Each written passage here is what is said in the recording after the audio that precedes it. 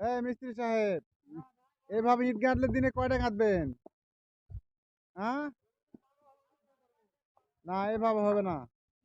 এভাবে ইট ঢুকবে না, এভাবে ইট ঢুকাতে গেলে অনেক সময় লাগবে। আমি তোমাকে দেখা দিচ্ছি, দাঁড়াও। এই ইট না হতো, ইট না হতো, ইট না হতো। আর ইট না বেশ ইট না সব।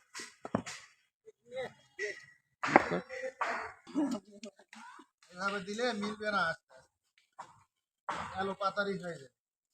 এই যে দেখো ডিস্টার্ব হয়ে যাচ্ছে। তো রাস্তা গেলে ডিস্টার্ব হয়ে যাবে।